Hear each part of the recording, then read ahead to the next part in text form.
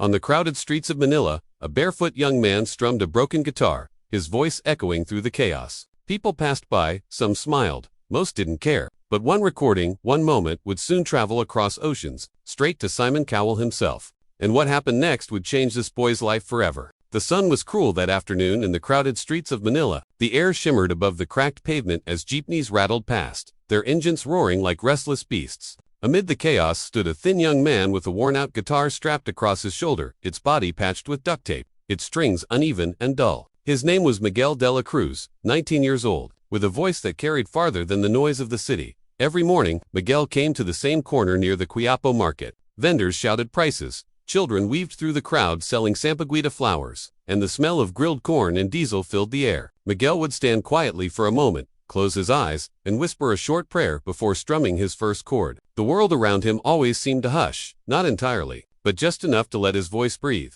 He sang Elvis Presley songs not because he wanted to imitate the king, but because his father used to sing them too. Before illness took him away, Miguel's father would hum Can't Help Falling in Love while fixing the same guitar Miguel now played. Every song Miguel sang was a memory, every note a conversation with the man he lost.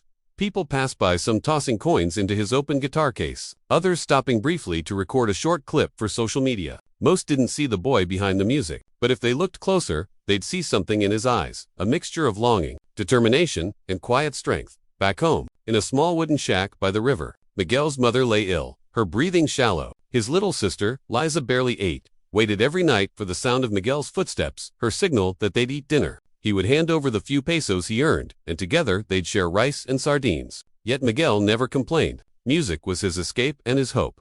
One particular afternoon, as he began to sing Love Me Tender, a foreign tourist stopped and listened. The man, holding a camera, was clearly moved. He watched until the last note faded, then approached Miguel with a smile. "Your voice, it's something special," the man said, handing him a generous tip. Miguel bowed slightly, embarrassed. "Thank you, sir. I just sing to make my mama smile." The tourist nodded and asked, "Can I record you? People need to hear this." Miguel hesitated for a moment, then agreed with a shy grin. "If it can make someone happy, yes sir." That day, the tourist recorded Miguel's performance, a simple song, sung with honesty and soul. When the video went online, it was just another clip among millions. But destiny has a way of finding voices that deserve to be heard. Within days, the video would cross borders, melting hearts far beyond the streets of Manila. And for Miguel, the boy with the broken guitar, life was about to change in ways he could never imagine. The morning after Miguel's performance was like any other. He woke to the sound of roosters crowing outside their small wooden home, the early sunlight slipping through gaps in the tin roof. His sister Liza was still asleep beside their mother, who coughed softly in her sleep. Miguel quietly grabbed his guitar, still dusty from the streets, and stepped outside to polish the strings with an old piece of cloth. He didn't know that halfway across the world, something extraordinary was happening. The tourist who had recorded his performance, a man named Patrick O'Reilly from Dublin, had posted the video on Facebook the night before with a simple caption. "Met this Filipino street singer today. His voice is pure soul, the Filipino Elvis." He thought a few friends might like it, but by dawn, the video had exploded. Hundreds of thousands of shares, comments pouring in from all over the world. "His voice gave me chills. This kid deserves a record deal.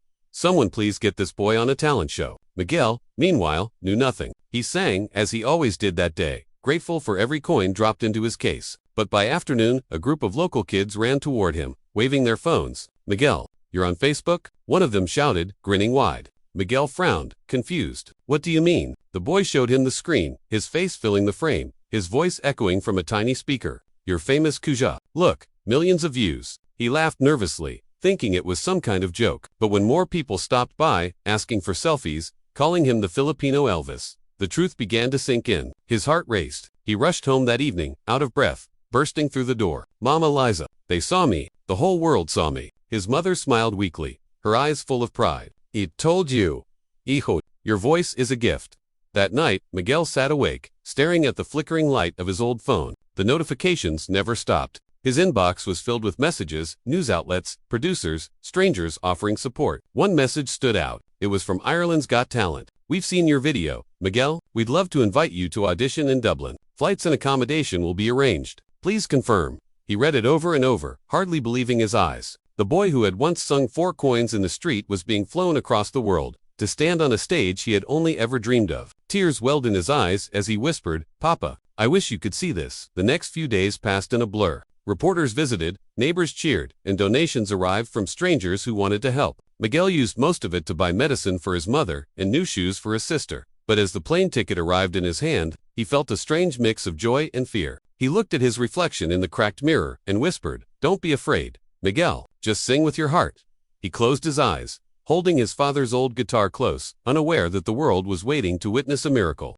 The airplane touched down in Dublin, under a gray, misty sky. Miguel pressed his forehead against the window, watching as raindrops streaked past the glass, so different from the warmth of Manila. For the first time in his life, he had left his country, his street corner, and the familiar noise of home. The airport felt enormous, filled with unfamiliar accents and bright lights that made him dizzy. Still, he held on to his most precious belonging, his father's battered guitar wrapped carefully in a faded cloth. A producer from Ireland's Got Talent greeted him with a kind smile. "Welcome, Miguel. We've all seen your video. The world can't wait to hear you live." Those words made his stomach twist with both excitement and fear. Could he really belong here, among the world's best performers? The night before his audition, Miguel barely slept. In his hotel room, he practiced quietly, his fingers trembling as he strummed the chords of Can't Help Falling in Love.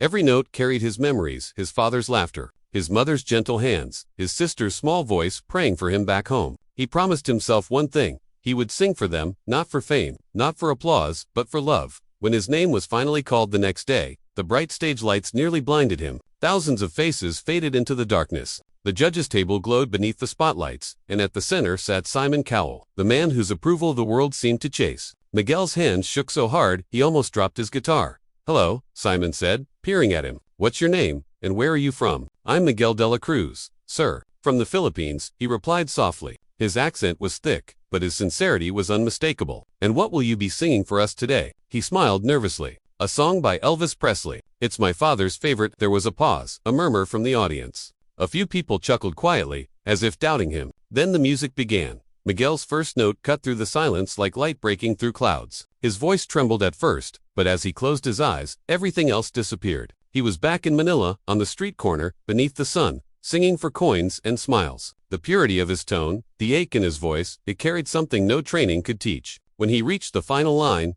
"Take my hand, take my whole life to," the theater had fallen utterly still. When the last chord faded, Simon leaned forward slowly, his face unreadable. Then, he stood, followed by the other judges, and then the crowd, roaring to their feet. Simon's voice broke through the applause. "You're not just good," he said, eyes glistening. "You're better than Elvis." Miguel froze, his hand over his heart, tears streaming down his face. The boy who once sang to survive had just made the world stand still. And for the first time, he believed dreams, no matter how small, could echo across the world.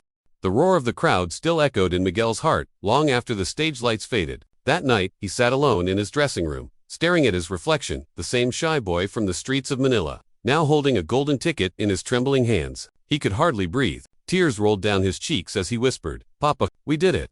Within hours, the world knew his name. News outlets called him the Filipino Elvis and the voice that stunned Simon. Millions of people watched his audition, leaving comments full of admiration and love. Offers poured in: record labels, TV interviews, endorsements. Miguel was overwhelmed. He wasn't used to luxury hotels or fine suits. He missed the warmth of home, the sound of tricycles, and his mother's gentle humming at dawn. When he received his first payment from a live performance, he didn't think about cars or fame. His thoughts went straight to the small wooden house by the river. He immediately wired money home for his mother's medicine and for Alyssa's schooling. A week later, a video call came through, his mother smiling weakly from her bed, holding Liza close. "My son," she whispered, tears glistening, "you've given us more than we ever dreamed of." Miguel's fame continued to grow, but deep inside, he remained the same, humble, quiet, and full of gratitude. During an interview, when asked what he planned to do with his new success, he paused thoughtfully before answering. "When I was a boy, I sang on the street to survive. But music gave me hope, it kept me alive. Now, I want to give that same hope to others who feel forgotten."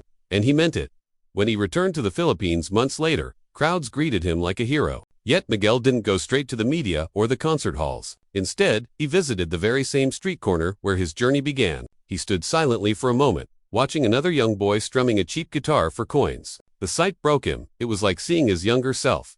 That moment changed everything. Using part of his earnings, Miguel founded the Voice of Hope Foundation, a small but powerful initiative to provide free instruments and music lessons to underprivileged children across Manila. He worked personally with the kids, teaching them to believe that their voices mattered. One day, a reporter asked why he didn't keep the money for himself. Miguel smiled softly and said, because someone believed in me when I had nothing. Now, it's my turn to believe in them. Soon, the foundation grew beyond his wildest dreams. Sponsors joined, musicians volunteered, and hundreds of children began singing under the same roof that Miguel built from kindness. The boy who once sang to survive had become a man who sang to change lives. And through every melody, he reminded the world that the greatest music comes not from fame but from gratitude.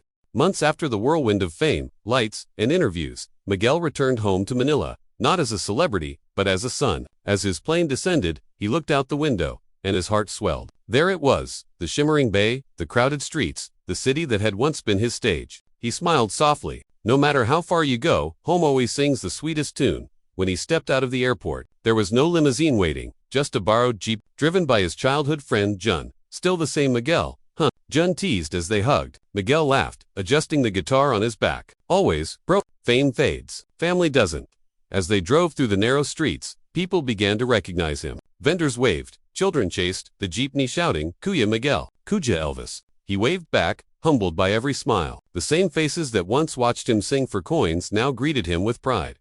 When he arrived home, his mother was waiting at the doorway. She looked frail but radiant, her eyes shining with tears. My son, she whispered, her voice trembling. You brought the world to us. Miguel dropped his guitar and wrapped her in his arms, holding her tightly as if afraid to let go. Liza ran to him, giggling, Kuja, you're on TV, everywhere. He kissed her forehead and said, that's because of you, little one. You're my good luck charm. The next morning, Miguel walked back to his old singing spot near Quiapo Market, the same cracked pavement where everything began. The sun was rising, painting the sky gold, and the air was filled with the scent of grilled corn and morning prayers. He sat on the same step, pulled out his father's old guitar, still scratched and faded, and began to play. But this time, he wasn't alone. Around him stood a small group of children holding guitars donated by his foundation. Their fingers were clumsy, their voices unsure, but their eyes sparkled with the same fire Miguel once carried. He smiled at them and said gently, don't be afraid of where you start. Every dream, no matter how small, begins with a song. Together, they sang Can't Help Falling in Love, their voices blending into something raw and beautiful. Passersby stopped to listen, some crying, others recording on their phones. But for Miguel, it wasn't about views anymore. It was about moments, real,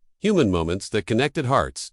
As the song ended, his mother clapped softly from the doorway, her face glowing with pride. Miguel looked at her, then at the sky, and whispered, Papa, your song reached the world. The wind carried the sound of children's laughter, mingled with his melody. In that instant, Miguel knew true success wasn't found in fame or fortune, but in using your gift to lift others. And, as the sun set over Manila, the boy who once sang to survive had become the man who sang to inspire, proving that sometimes the smallest voice can create the loudest echo of hope.